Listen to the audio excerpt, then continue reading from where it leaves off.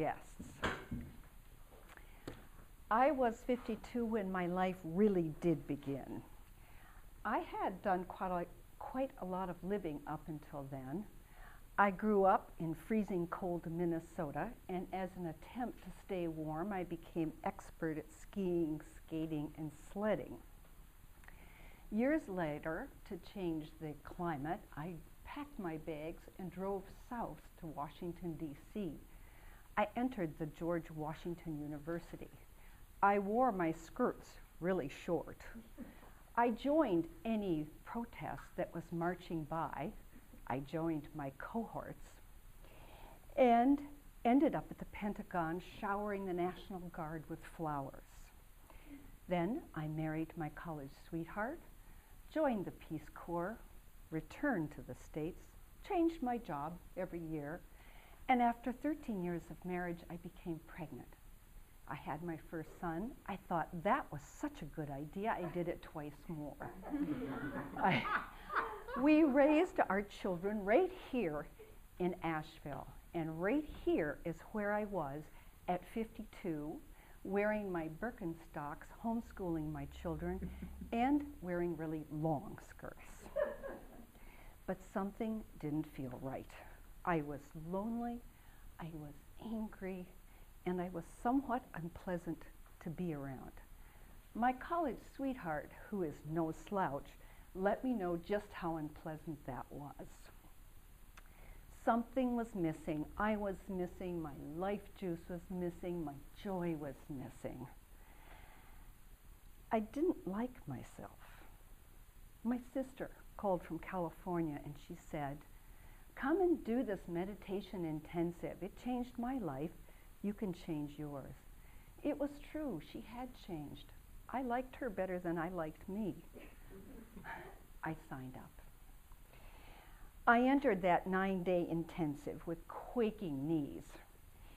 Even though I had declared I was tired of the angry, defensive, negative, whining victim, I'd gotten really used to her. At first, when I shared in front of my group, I heard her complaining loud and clear. When I got on the floor to meditate, my feelings of frustration, rage, and despair just poured out of me. As the days went on, my sharing got more real, as did my meditations. Down, down, down I went inside of myself, into my real self. As my emotions were felt and brought up, I had more and more realizations about why I felt so much despair and why I felt so lonely. When I entered the intensive, I was like a crusty barnacle attached to the bottom of a boat.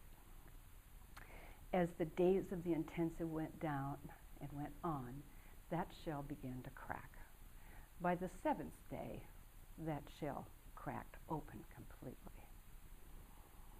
The light that entered my being was so powerful and so exquisite.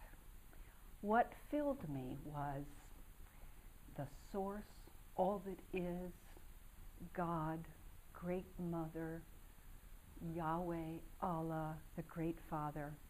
By whatever name you called it, I was filled with the presence. I had worked so hard those days that my deepest self was able to burst forth from the bondage of my ego. And I was able to touch that great peace. My college sweetheart picked me up at the Asheville airport upon my return. And I said, "Honey, I've had a taste of God and I want more. I want to be filled with the unconditional love that only God can give me, and I'm going for it."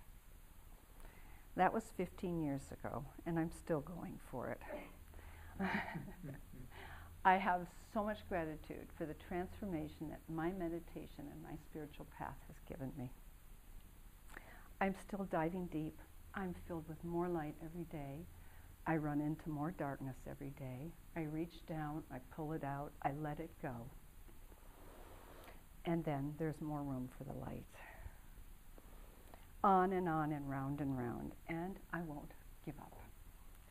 My life really did begin at 52 when I was flooded with the presence